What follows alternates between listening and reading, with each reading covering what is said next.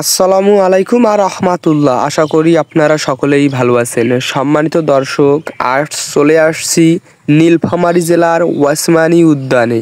জি দর্শক, আপনারা অনেকেই এই নামটি প্রথমবার শুনলেন বা অনেকেই এই জায়গাটিতে এসেছেন এবং এই জায়গার যাবতীয় পশু পাখি আপনারা দেখেছেন। তো যারা যারা দেখেননি তাদের জন্য আজকের ভিডিওটি অত্যন্ত গুরুত্বপূর্ণ এবং একটা চমৎকার ভিডিও হতে চলেছে। তো আপনারা যে বর্তমানে আপনাদের মোবাইল স্ক্রিনে দেখতে পারছেন এতগুলো মানুষের সাথে এতগুলো হরিণ, আসলে এখানে হচ্ছে একটা পার্ক। আর এই পার্কের মধ্যে ছোট্ট আকারে চিড়িয়াখানার মধ্যে এখানে হরিণ লালন পালন করা হচ্ছে। অর্থাৎ এখানে মা হরিণ, বাচ্চা হরিণ, বাবা হরিণ সব প্রকারের হরিণ রয়েছে এই খামারের ভিতরে। আসলে আমি এটা খামার বলবো না চিড়িয়াখানা বলবো না এখানে কি বলবো আমি নিজেও বুঝতে পারতেছি না।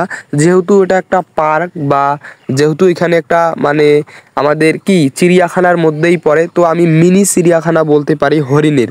তো আপনারা অনেকেই রয়েছেন যারা এখনো পর্যন্ত হরিণ সামনাসামনি দেখেননি, কিন্তু নীলফামারী জেলায় ঠিক ওসমানী উদ্যানে আসলেই আপনারা দেখতে পারবেন এই হরিণের খামারটি।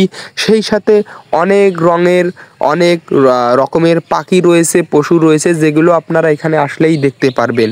শুধু আপনাদেরকে হরিণের খামারটি দেখাচ্ছে তা কিন্তু না, নেক্সট ভিডিওগুলোতে অবশ্যই সুন্দর সুন্দর ভিডিও আসতেছে। তাই অবশ্যই আপনারা যে চ্যানেলটি থেকেই বর্তমানে ভিডিওটি দেখতেছেন ওই চ্যানেলটি অবশ্যই সাবস্ক্রাইব করে পাশে থাকা বেল আইকনটি অন করে রাখবেন, যাতে করে আমি নতুন ভিডিও দেওয়ার সাথে সাথে আপনাদের কাছে চলে আসে।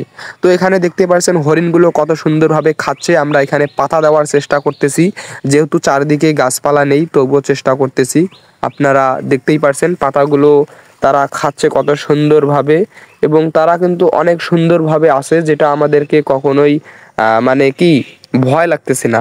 আসলে অনেকেই রয়েছে যে হরিণ নাকি কামড় দেয়, আর সবচেয়ে ভালো লাগতেছে যে পুরুষ হরিণগুলোর যে একটা শিংগুলো রয়েছে, শিংগুলো দেখতে চমৎকার লাগতেছে এবং বিগ বিগ সাইজের শিংগুলো হয়েছে।